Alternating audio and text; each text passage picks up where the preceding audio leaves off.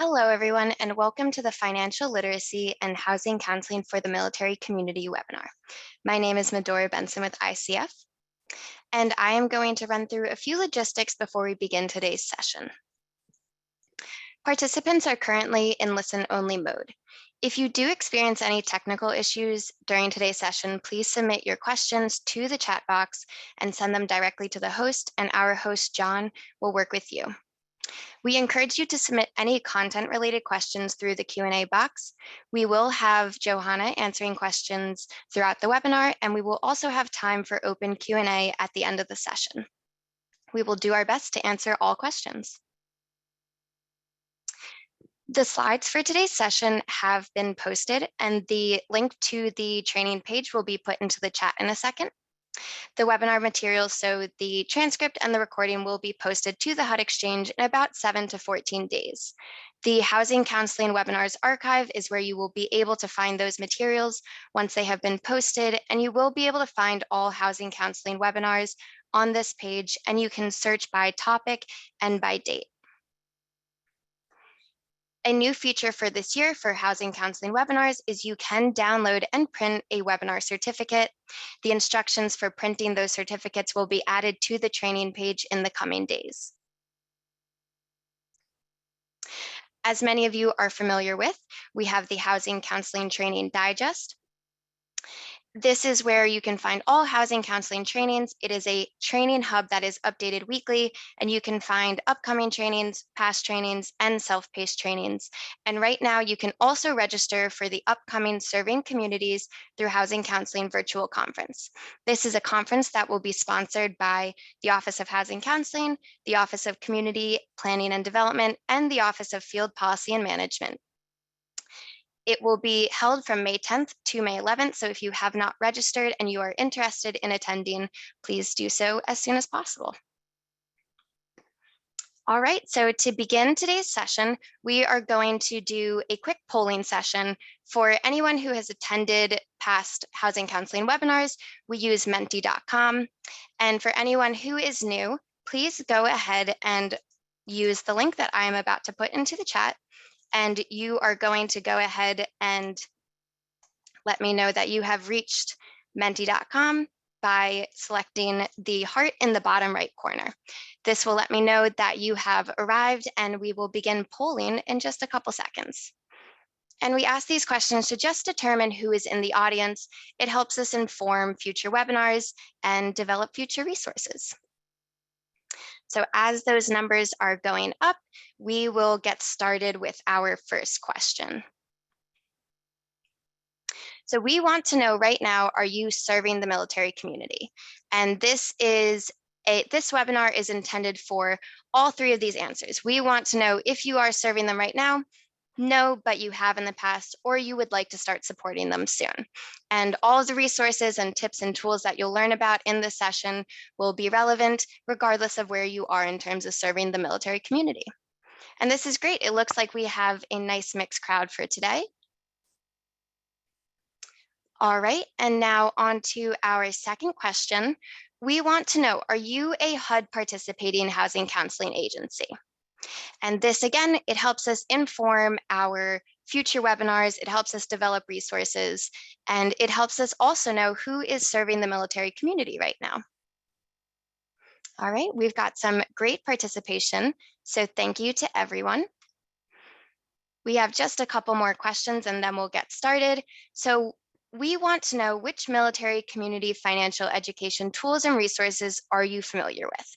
We know there's a lot out there, and we want to know, what have you seen before, or what are you interested in seeing in the future? And we've got CFPB, we have HUD resources, Military One Source, so that's the Department of Defense, state resources, or other.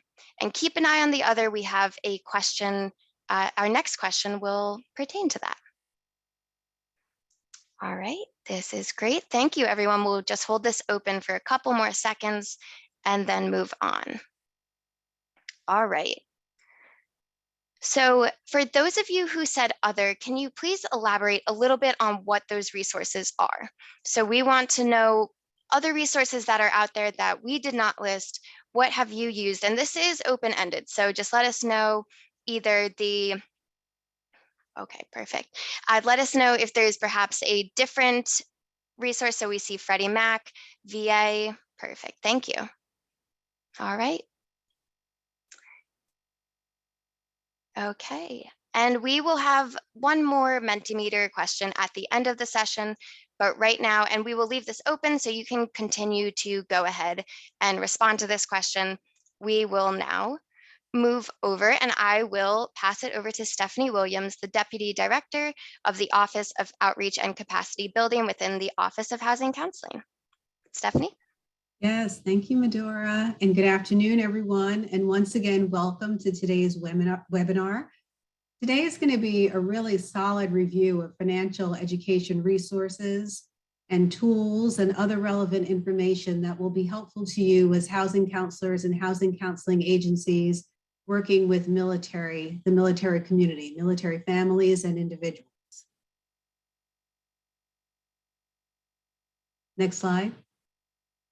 So the purpose of today's webinar, I just said, is this is a specialized targeted community and has some unique needs that we will address and cover with two speakers. Next slide. So today I'm very pleased to work with ICF, our technical assistance providers. Sid Alvarado and Johanna Barrero and Medora Benson are with ICF. And together with them, we've developed a number of new resources, provided webinars, and then recently launched a new page on HUD Exchange that you'll see later on. And we're also joined today by Wen Liu, who is a Senior Policy Analyst in CFPB's Office of Service Member Affairs. When you look at this agenda, there are only a few bullet items. It's short and sweet, but chock full of a lot of information. We're going to have an introduction to just frame the subject matter and the content for you. And then we're going to go into a little bit more detail about housing counseling services for the military community.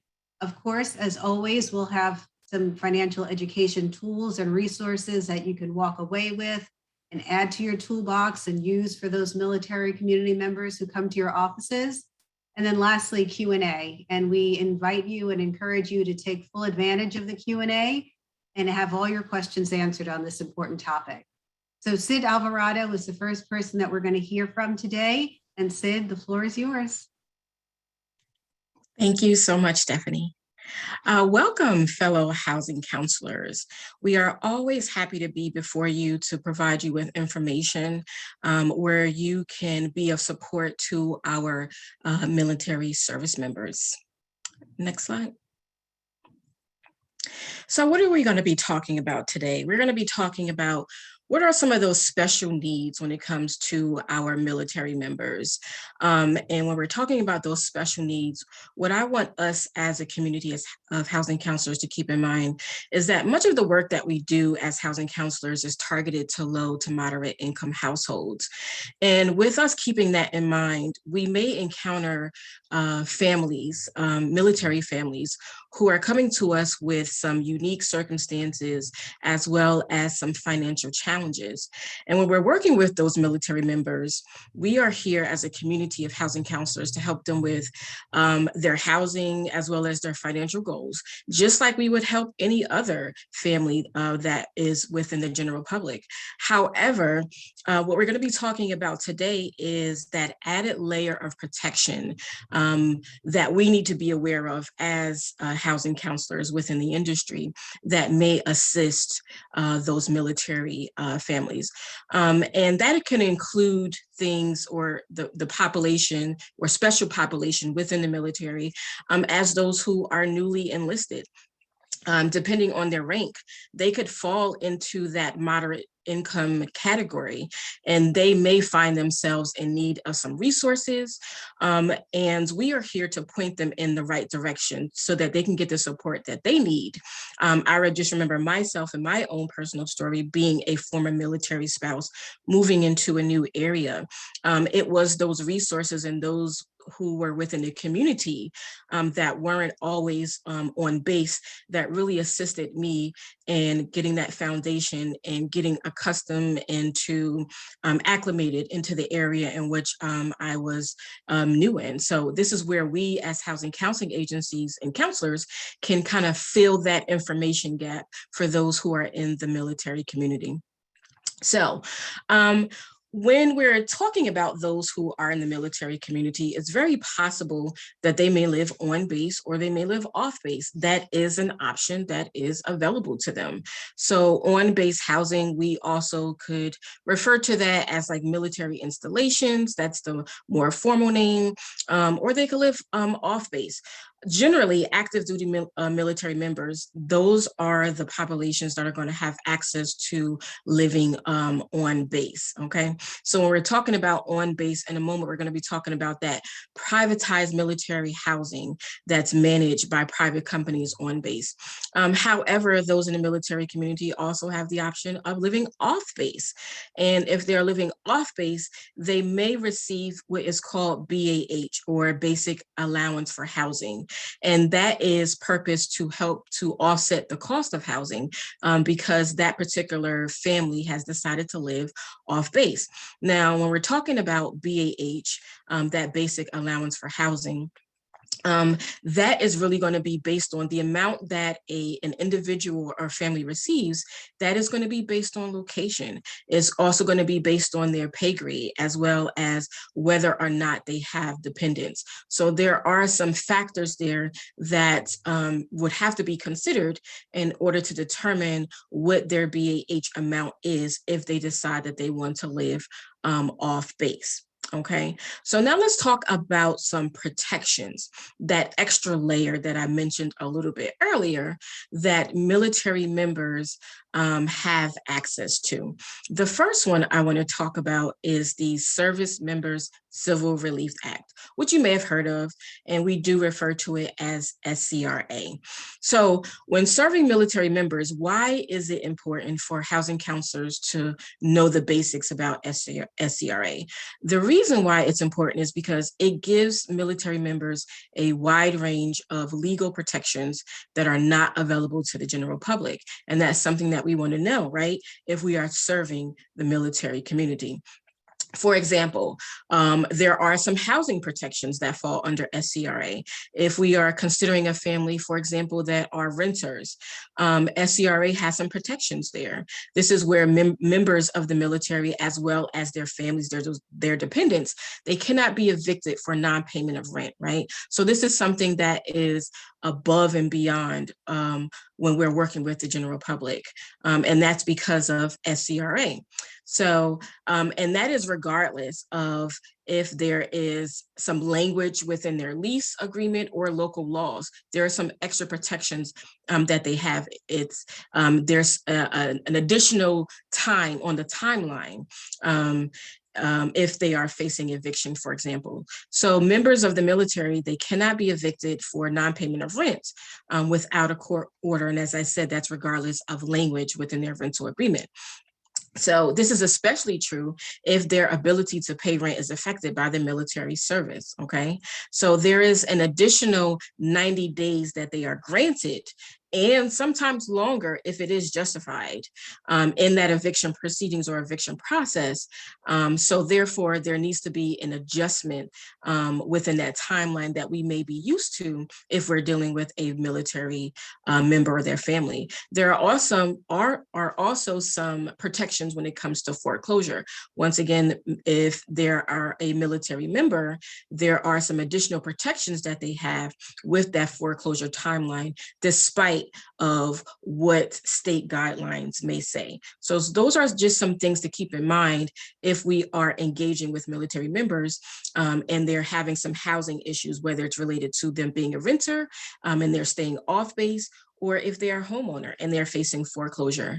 Some additional protections that fall under SCRA are the financial management piece of things. So this is where military members have a cap. There must be a cap on interest rates during their military service, and that cap is 6%. So if they have credit cards, if they have installment contracts, automobile leases, or mortgages, there must be a cap placed on that. And that cap can be no more than 6% interest if they are a military member. So now let's talk about the Military Housing Privatization Initiative, or MHPI. So I talked just a moment ago about the difference between on-base housing and off-base housing. So MHPI refers to those military members who are living on base housing. Okay, so they're living on their military installation. So basically what this is a tenant bill of rights that was created under the 2020 National Defense Authorization Act. And what it does is it ensures that service members who are living on base in that privatized housing, they are receiving quality housing as well as fair treatment while they're living there on that housing. So this privatized housing is for active duty residents who live on base, and this housing is actually managed by private companies, and they are managing the day-to-day operations, including maintenance needs as well as repairs that military members may have while they're staying on that housing. And what has happened under MHPI is that there are 18 Bill of rights that tenants have while they're staying on housing. And we actually have provided additional information, and you'll see in just a moment when we talk about some resources where these 18 Bill of Rights actually are laid out. And this came into effect August 1st, 2021. Now, in addition to those Bill of Rights, the tenants who are staying within that housing, those military members, they also have responsibilities. So there's 5 responsibilities that are laid out under MHPI as well. That way, both parties, it makes it very clear and transparent what their rights are, as well as what those responsibilities are between those tenants. So now let's talk about the Military Lending Act, MLA. MLA is the Military Lending Act, and the purpose of the Military Lending Act is to protect service members from high costs that are associated with certain types of consumer credit. Essentially, it's basically to help military members against predatory lending. Now, I spoke just a moment ago about SCRA. How you can differentiate between SCRA and MLA is that basically SCRA protects those debts that were, or protects military members with those debts before active duty. So they acquired these accounts before they went into service. Now they're in service. Now they need to alert the account holders that they are now military members so that there can be a cap at that 6%. However, MLA basically covers transactions that were entered while in active service. So this means that they are currently a member of the military. They decide that they want to open an account, whether it is a credit card or something like that, but they did it while they actually were a member of the military. So that's the difference between SCRA and MLA, is that there is that differentiating factor there. Now, I want to say that MLA does not cover certain things that SCRA does cover. So MLA does not cover assets that are secured by real estate or by the asset in itself. So basically that means that it does not cover residential mortgages like SCRA does. It does not recover cars, boats, things of that nature. So those are things to think about. Now, we do actually have a resource that's available, which we're going to mention a little bit later in the slides, that actually aligns SCRA, MHPI, and MLA so that you can see who qualifies, who does not, and what it covers. Makes it a little bit easier for it to be on that one page that we have available to you. So now I want to move on to veterans. So the things that I mentioned, SCRA, MLA, MHPI, does not cover veterans. Generally, it is going to cover those active duty military members. However, we want to make sure that we're not forgetting our veterans. We want to talk about what we can think about or what we can do as housing counselors to make sure that our veterans are remembered. And how we can remember our veterans is thinking about the disabled veterans that basically fall under the Fair Housing Act.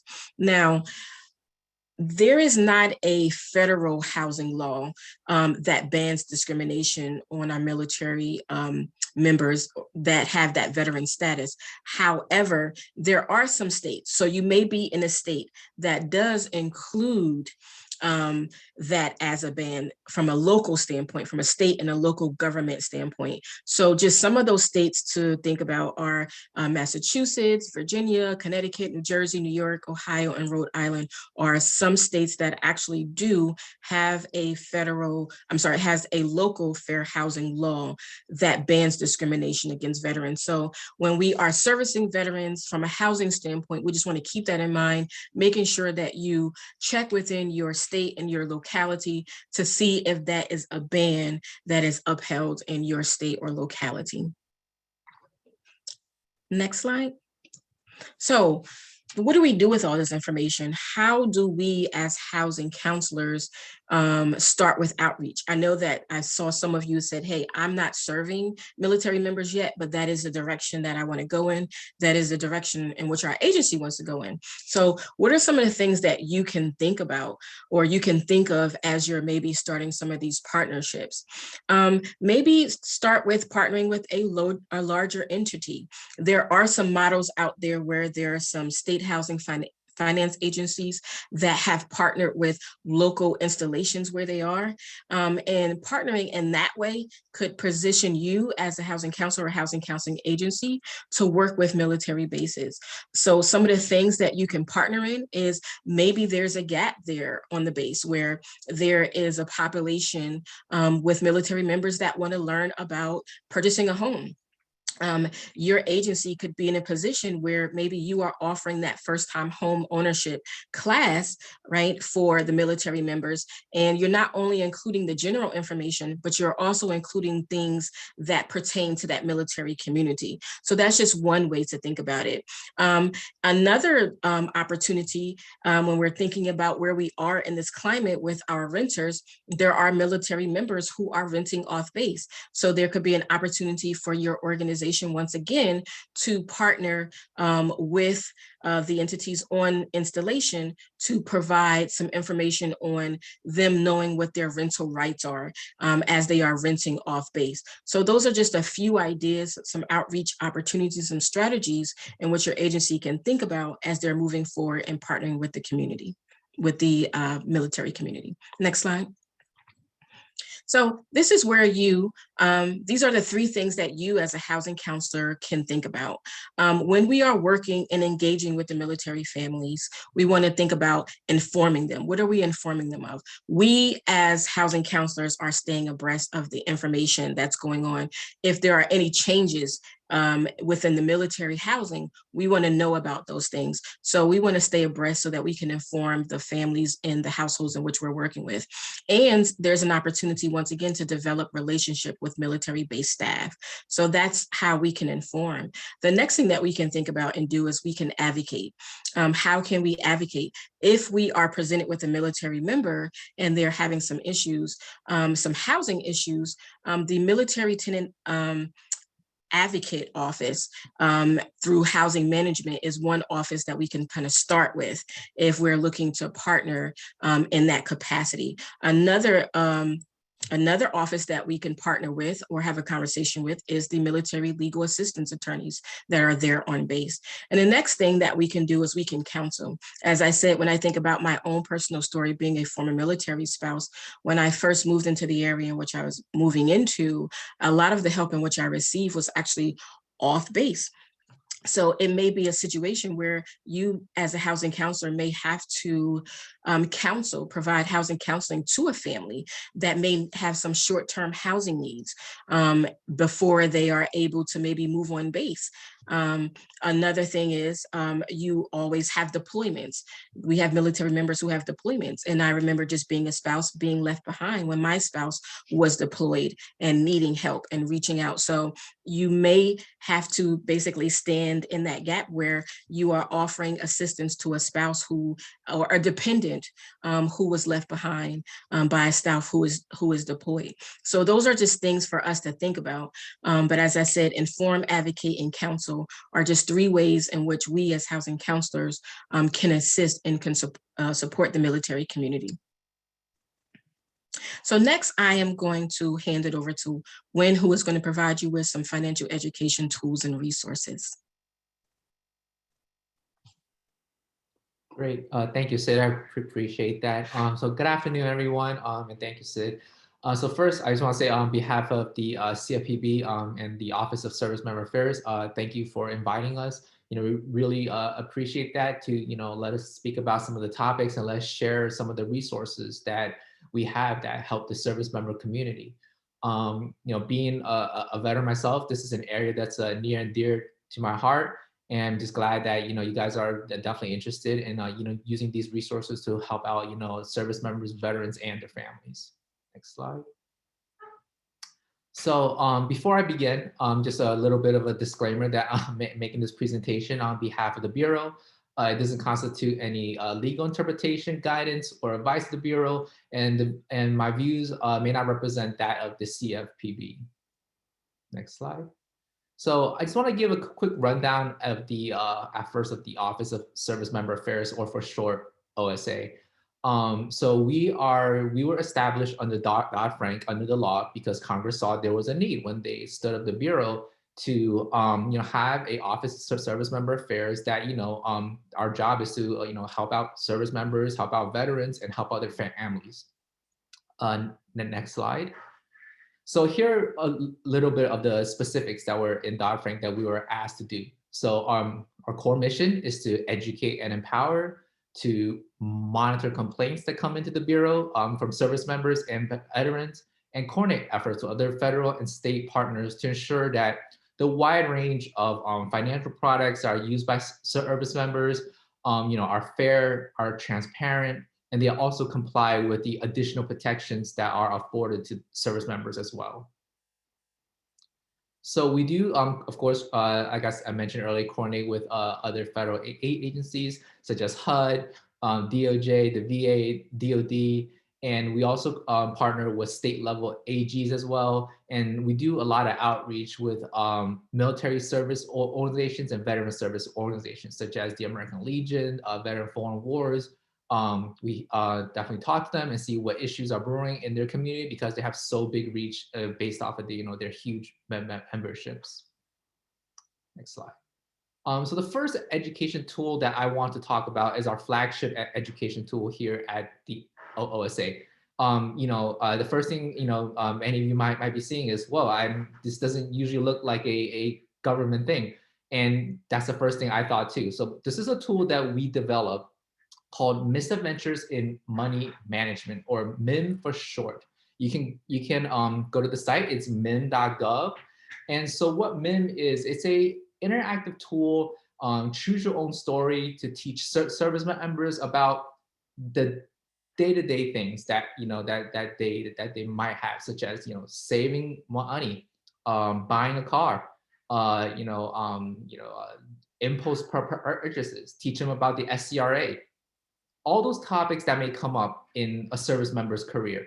So we developed this tool to really target the audience of the young service member, people that are about to join, are a JROTC, ROTC, that want a quick game that they can play on their phones, a game that they can either use on an iPad, iPhone, because we went out to the community and we said, hey, what do you guys want?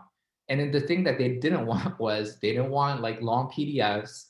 They didn't want PowerPoint slides with a bunch of words to teach them about personal finance. They wanted something that was interactive and somewhat fun. So we developed this great tool. I encourage everyone to not just share it, but try it out for yourself too.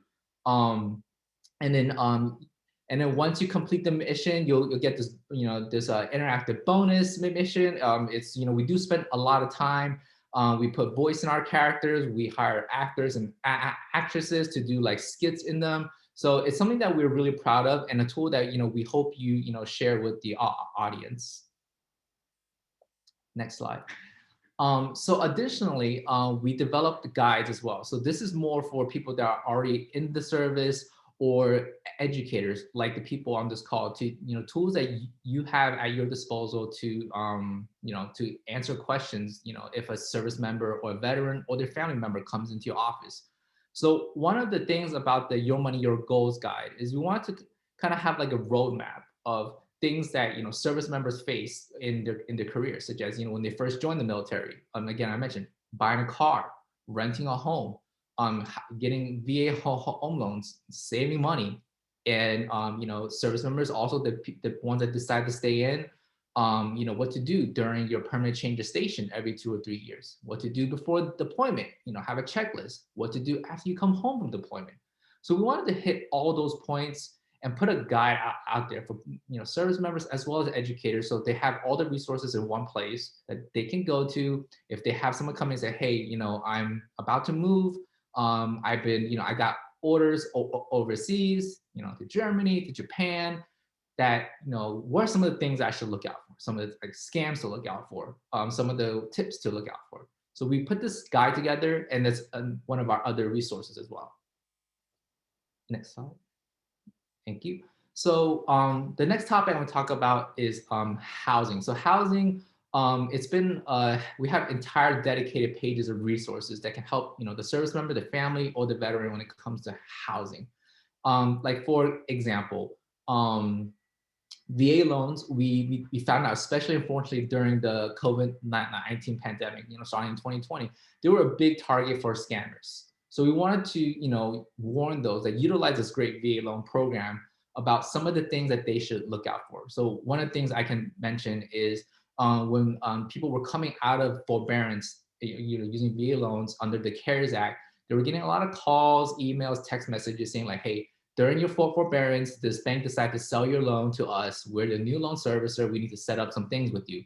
But then, it would be a scammer on the other line, like hoping the service member would just, create, or the veteran will create a payment to them. And then they wouldn't find out until the real servicer say, hey, you haven't paid, what's going on?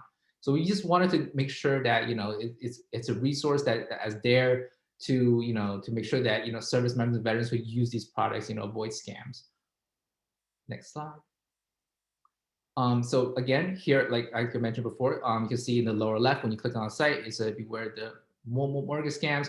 We also have tools as well, some things for service members and veterans who use the VA loan program or any loan program to, have resources, things to think about, like, for first-time home buyers, such as closing costs, other hidden costs that may come with buying a home that, they're generally their real estate agent might not tell them.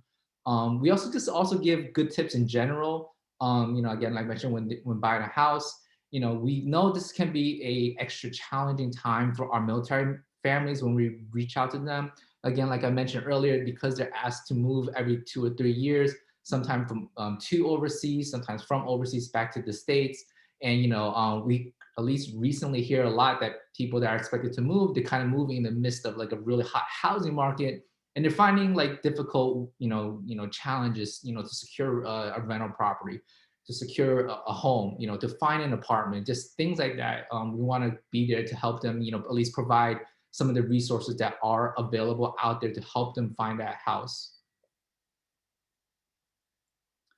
We also set up a page during the COVID-19 pandemic to provide resources as well, like such as some of the CARES Act protections, and if there's any additional protections that are afforded to service members.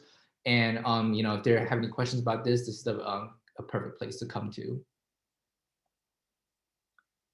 Next is the CFPB's housing portal. So this is a page that was just recently updated. So the housing portal was one of the top priorities in all of 2021 for the CFPB. Housing was a huge thing that our agency was working on. Our goal was to make sure that people stayed in their homes, that they were not improperly evicted. And we set the housing portal to have resources, not just for service members, but for the entire country. And during that discussion, certain topics came up in our office. Say, hey, service members have additional protections when it comes to housing, like Sid mentioned earlier, the SCRA.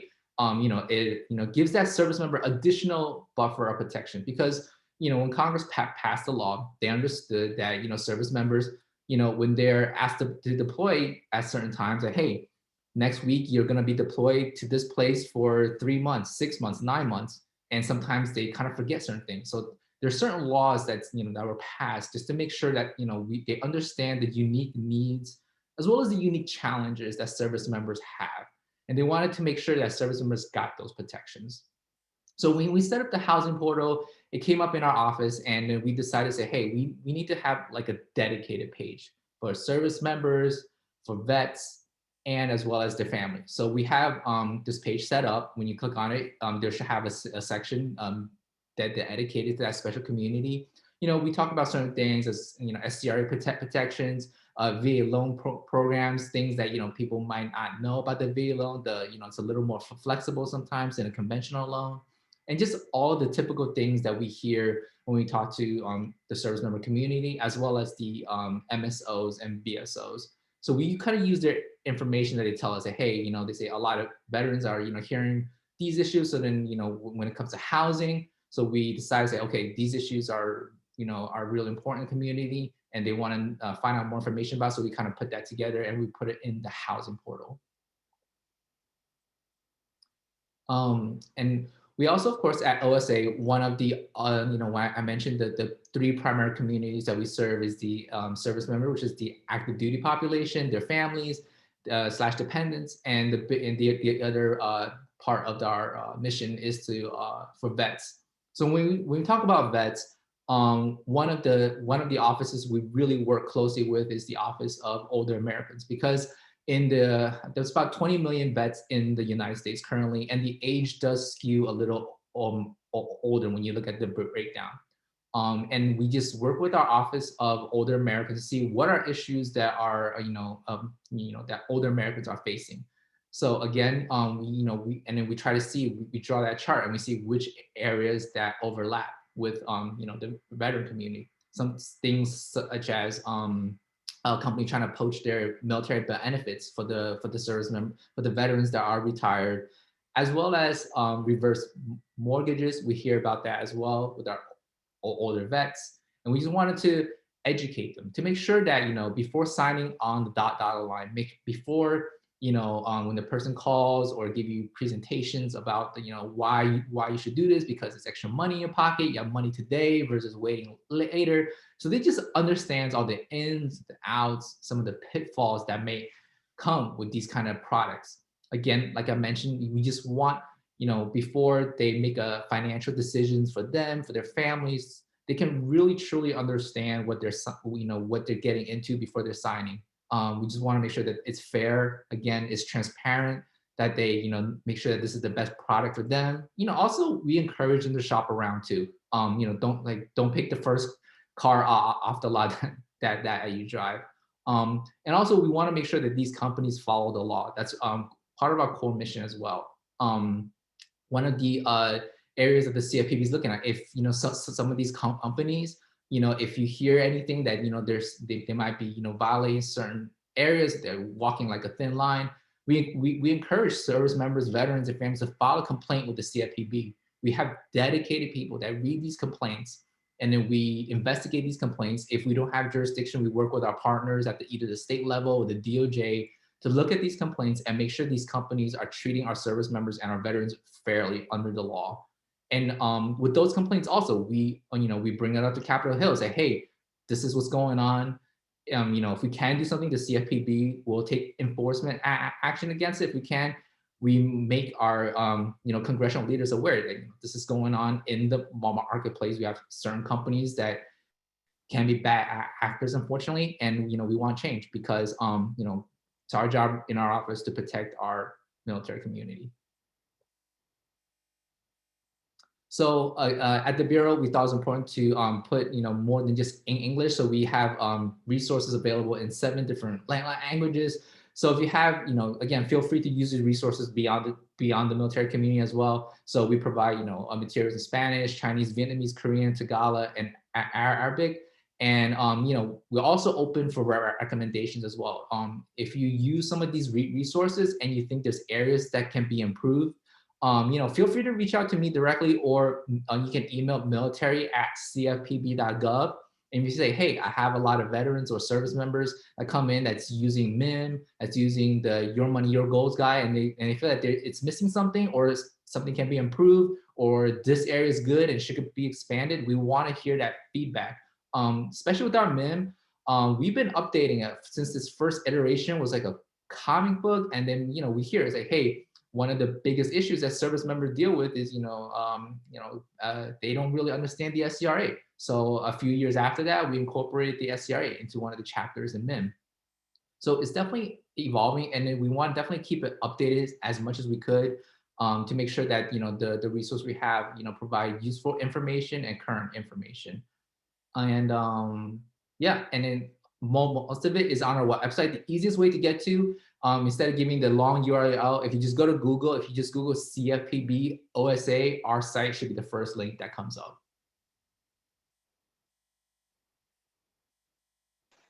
Oh, and that will be the end of my presentation. Thank you. All right, thank you so much, Wen. That was fantastic. And before we move on to our Q&A panel, I am just going to quickly review a few resources that we have on our recently launched page on the HUD Exchange.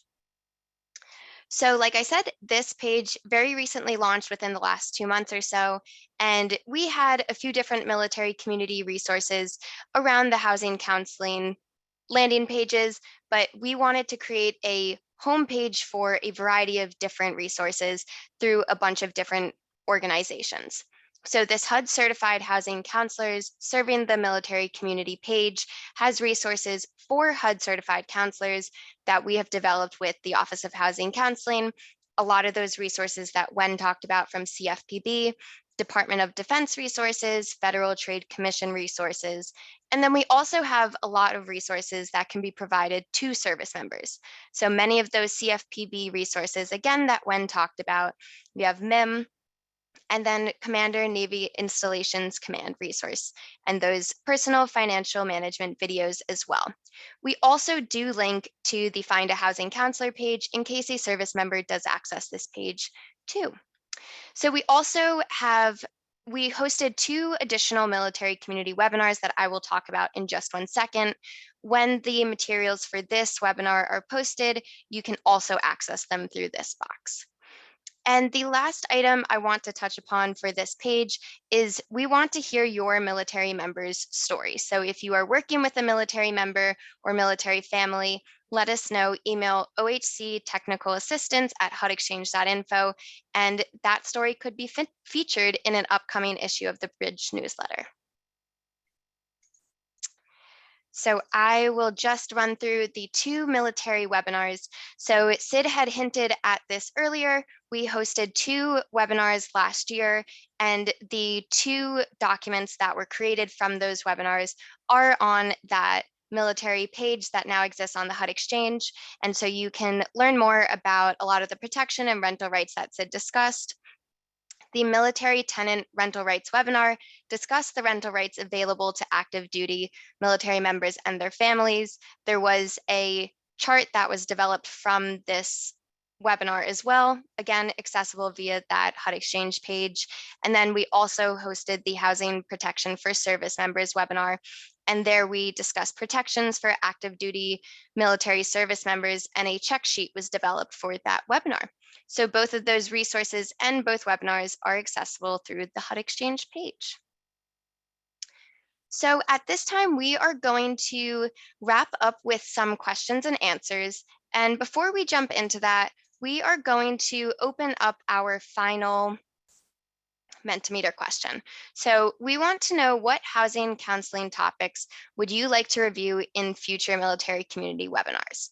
So I will put that link back in the chat one more time, and we're going to leave this open. So this is an open-ended question that you can answer throughout the rest of this webinar. Use that link that I submitted into the chat box, and we want to know your feedback. So like I said, that will stay open as we go through our questions and answers now. So Wen and Sid, I am going to begin asking you all a couple questions.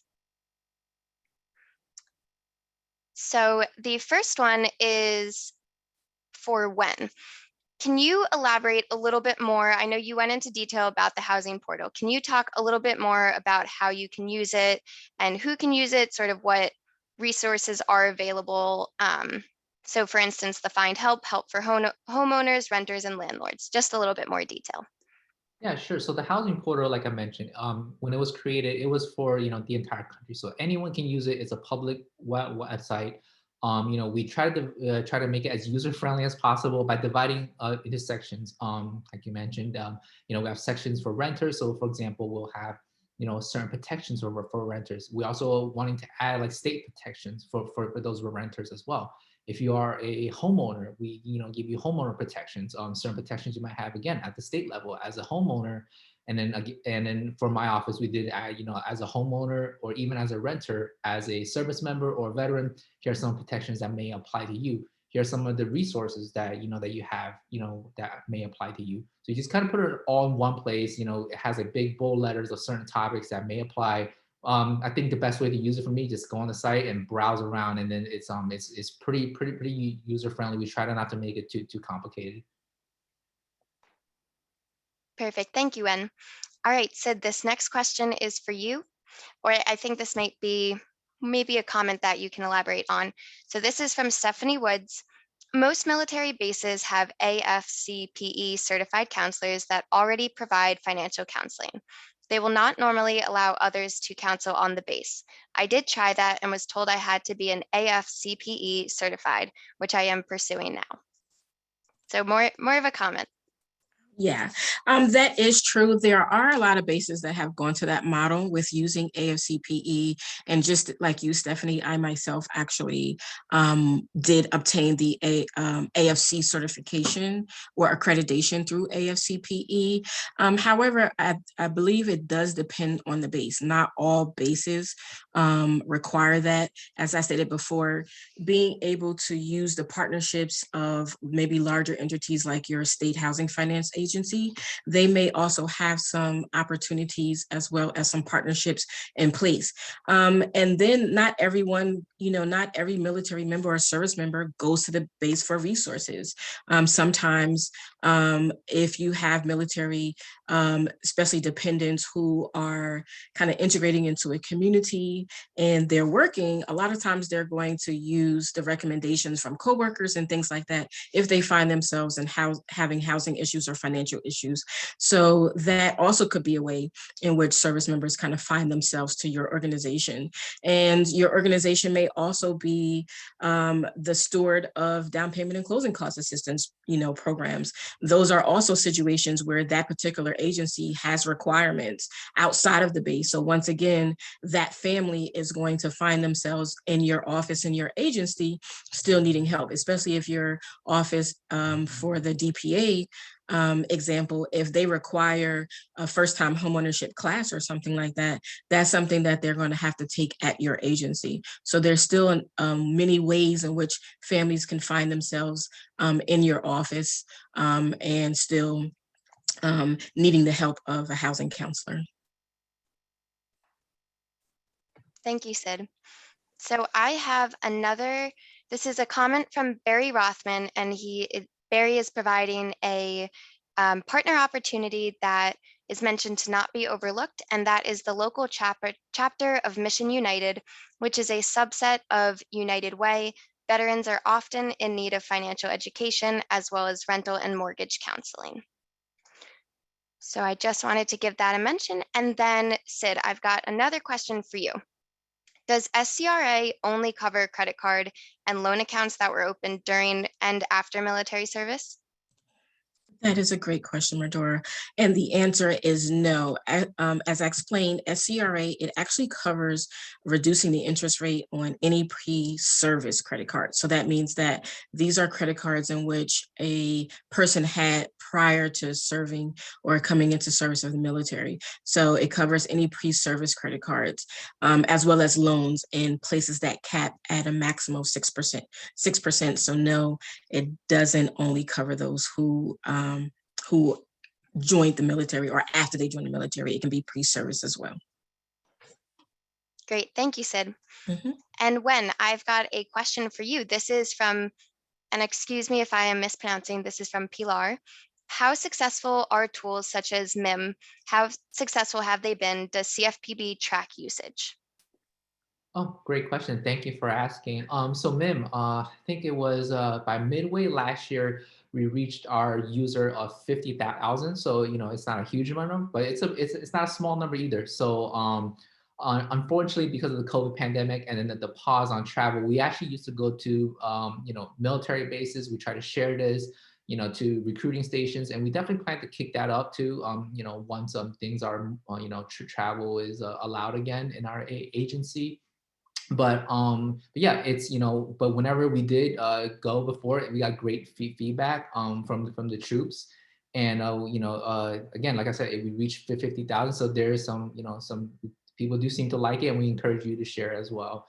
And one thing I want to say, from the one of the other questions. So one of the things that our office learned about service members and veterans is that it really helps to be proactive when you're reaching out to them with these tools. I think a lot of times we hear it's unfortunate that because service members and veterans, they're so prideful people, and then they sometimes they tell the counselor, say they come when it's kind of late, things are like kind of like already they're facing foreclosure, they're facing like deep financial trouble. And then when we ask them, why did you come early, they say, we just thought that that there were other service members and veterans that needed help more than I did, so I just didn't want to hog up resources. It's heartbreaking to really hear that. So one of the things that I always preach is, for our educational tools, again, just, try to get them early, be proactive. And then, if they use it, great. At least if they know it's there, just, if they pick up, even like some of the information, as long as they know in the back of their head, they have tools that's there for them. They have resources that are there for them. It's just something that's good to know. Thanks so much, Wen. And before we jump into a couple more questions, I have a follow-up from Stephanie Woods. Stephanie said, I am HUD certified as well, and the 2 military bases that I inquired would not accept that particular certification. That's in the state of Indiana. I have 2 bases within 1 hour drive from my home. Yeah, and thank you, Stephanie, for that comment. And as I suggested, yeah, there are a lot of bases that are going to that, that are using AFCPE. So that's something that, if I know you mentioned, Stephanie, that's a certification or accreditation in which you're pursuing, which is good. And just as I mentioned, a lot of times the interaction may not be where you're going on base. It could be a situation where a family just on their own kind of comes and seeks assistance. I'm here in Virginia, and we have countless military bases, and we've definitely been able, with our state housing financial agency, has been able to build a very strong partnership with basically all of the military bases here. And we provide the first-time homebuyer classes, and these things are done by just housing counselors. So I think just having that conversation is important. And then also just overseeing down payment and closing cost assistance at some former agencies in which I worked. They still had to come off base to get those services and to get access to those types of products and things. So I think that it definitely does depend on where you are and what the needs are of that particular community where you are. Thank you, Sid. Okay, I think we've got time for one more question for each of you. So Wen, I will start with you. How can a housing counselor help a service member to submit a complaint with the CFPB? The best way is on our CFPB website. We have it's like a big link at the homepage. Is submit a complaint, and they can self-identify if they're a service member or veteran. We do keep track of that. For example, if there is a certain area, certain states, we do actually work with, again, like I mentioned, people on Capitol Hill. If we have a meeting with a certain senator or congressperson of that district, hey, in this state, we're getting complaints about this housing, credit reporting, just things like that pop up. So on our website will be the easiest way to submit the complaint, and we encourage people to do so.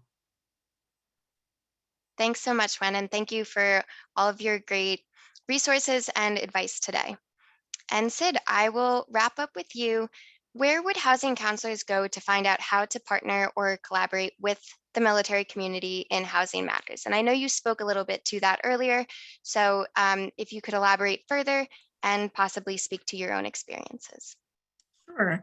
I think one of the places that housing counselors can go, or agencies can go and begin to have those conversations, as I said, it's definitely just starting with larger entities, just seeing what your state housing finance agency or other agencies like that, what type of partnerships, because a lot of times there are already partnerships with certain things already in place, and just kind of looking around and seeing who may already have some of these relationships. Because all military members have to have that briefing, especially if they're going to be staying on base with the housing management office. That is also another place where you can start, another office on base where you can start, because they have to have that briefing, especially if they're going to be living on base with the housing management office. So just being able to have that conversation and seeing, maybe it's not the financial piece of things, or maybe it's just more so your office or your agency is looking at being able to do, rental rights, because there's going to be those members who are going to live off base. And if they're going to live off base, they need to know about what their rights are. So maybe there's just really specific topics in which your agency can offer. So those are just some of the things to think about, but definitely the housing management office and also the military legal assistance office could be good places to start having some conversations to see what role your agency can play. Great. Thank you so much, Sid. And thank you to you as well for all of your great resources and for another wonderful webinar. Thank you. So at this point, with no further questions, we will discuss, aside from all of the great resources that we talked about today, you can also find more housing counseling resources at the HUD Exchange Housing Counseling landing page. You can check out the Bridge for some more interesting newsletters, for some housing counseling agency stories. And you can also get in contact with the Office of Housing Counseling by emailing housing.counseling@hud.gov. And finally, you can also search for HUD-approved housing counseling agencies by selecting this link. So with that, thank you all for a wonderful webinar, and we hope to see you at our next one.